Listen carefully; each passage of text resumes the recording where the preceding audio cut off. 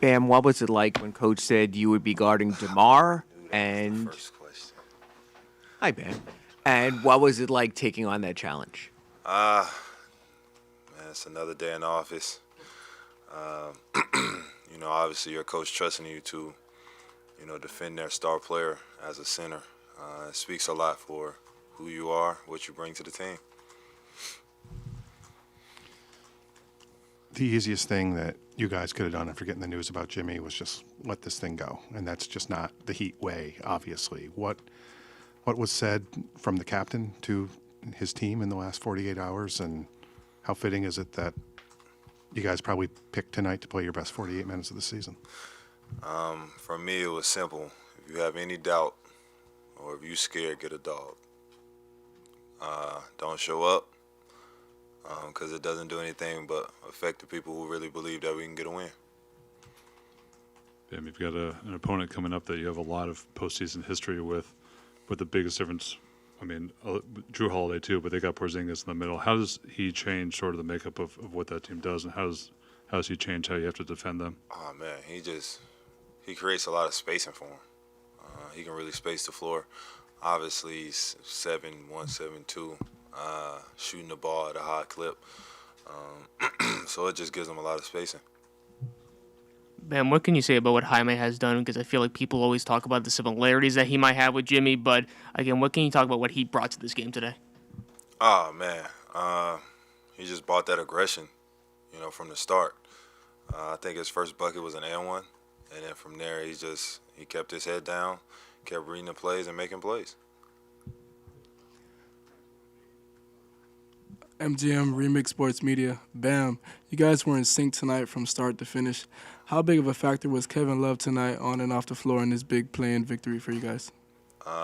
That's vet right there for us, man. K Love is one of those guys, he gives to the team. He always talks about how it goes so fast. So for him, he's just giving to the team, information, whatever he can do to help us win. Bam, even beyond Tyler being a teammate, just being a friend, how much have you felt for him with the tough luck he's had with injuries over the past year? How excited are you about this opportunity for him? I think this is a great opportunity for Tyler. We need him to be himself because that's his best version. And, I feel like we'll win games when he's his best version. Bam, congratulations on your call to the national team. Have you ever imagined Bam Bam at the Olympic Games? What does it mean for you? And can you tell something about your nickname? I know you like the Flintstones, and can you tell us about it? Your family, the Flintstones. Thank you. I appreciate the shout out for making the Olympic team. It's a great opportunity not only for me but for the organization.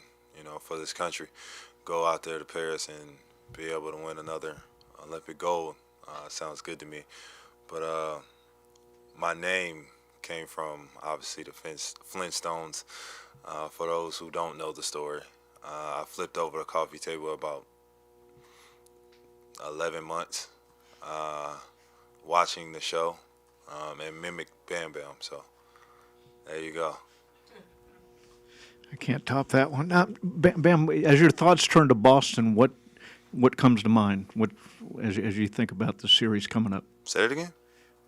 As your thoughts turn to Boston, what comes to mind as you start thinking about this series?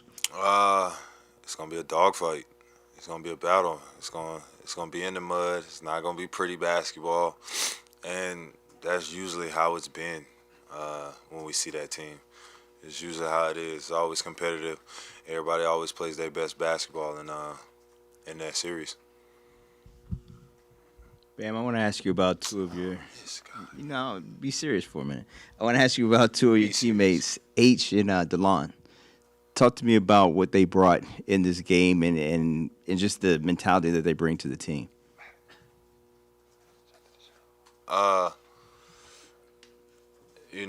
Spo always says, and when they check in, man, it's how many ever minutes they play, it's hell for the other team because that's when we play zone, that's when we pick up in 22, and that's when they cause havoc. and they thrive off that. Our team thrives off that because sometimes we get off the slow starts and they'll check in and change the pace of the game.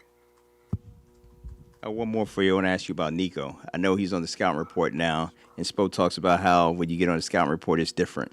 What's your message to Nico and how he still impacts winning, even if he does has a game where he has 5 points?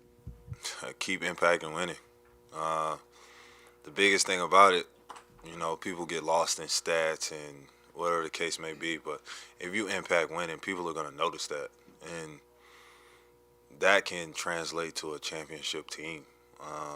It's a lot of guys who aren't the scorers on their team when they win, but they do the little things, the detailed things that matter, that don't show up on the box score. Hey, Bam. We are again in that moment of the season when a team that finished in the 8th seed, people believe that can be the number one. It happens again. How would you explain that feeling and why people have to believe in the Heat for this first round? We always say we're not a regular A seed, and people know that for some reason. So for us, we just go out there and play basketball. We make everything the main thing. The main thing, keep it in between those lines, and we go out there and hoop. You were talking about guys like Nico and Jaime, but now that the ball's in their hands a lot more, it seems like you guys have played a lot faster tonight. Just how much do you feel like you have to lean into that with this new look roster moving forward? For us, it just pushes the pace, puts us in a different groove, different gear, gets us going, and we feed off of that. We feed off of that type of energy, those bursts, and we need that. Lives matter, people. Thanks, man. Yep.